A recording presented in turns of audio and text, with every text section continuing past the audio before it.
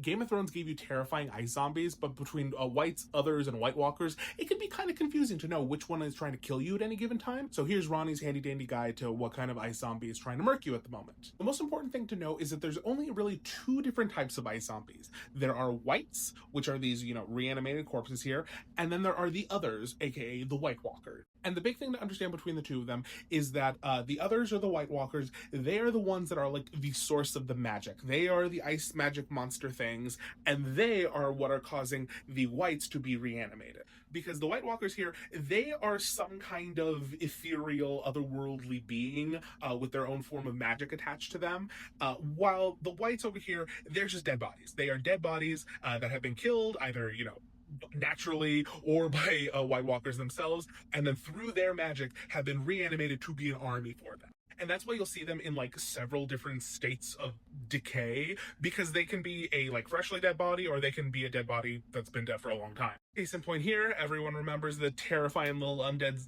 zombie toddler. Yeah, that's a freshly killed Wight who has been reanimated, is now gonna kill some poor Night's Watch guy, versus like the skeletal boy wonder over here who's probably been dead for some time. So now that we've covered Wights, let's talk about the Others, and or the White Walkers, or the Others.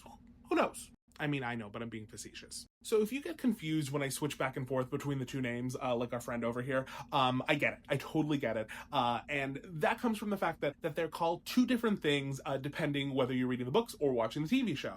So in the books, these beings are called the Others. That is the name that everyone uses. It is the name that's most consistently used. Even when you're talking about like a singular one, they are an other, versus, what the TV show did, which was call them White Walkers. Now, this isn't to say that phrase, White Walkers, doesn't appear in the books, but it only appears like once or twice. It is not the commonly used phrase, and I think it comes at like one point, again, don't quote me, I'm doing this from memory, it comes at one point where I think like someone is repeating like all the different names that the Others had, and White Walkers was one of them.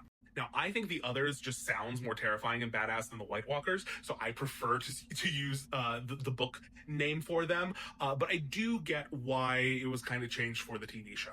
Now, I might be spreading misinformation here, and if I am, I'm sorry, check me in the comments, but I believe that I heard that when Game of Thrones was, really getting off the ground, was at a similar point to when Lost, the TV show, was wrapping up, and the bad guys in Lost, a very popular TV show at that time period, were called the Others. So I believe it was just a case of they thought that, okay, this is going to be kind of confusing for TV audiences. Let's just use one of the other names that gets used in the books and just apply it to them in general, which is how we get White Walkers. Now, while I get this as a TV decision, I do think it is one of the things that led to a little bit of confusion later down the road, because now that the two names for the main types of ice zombies are very similar. You have White Walkers, and then you have Wights. But remember, with White Walkers, white is spelled like the color, and then with Wights, like the undead animated corpses, it's spelled W-I-G-H-T.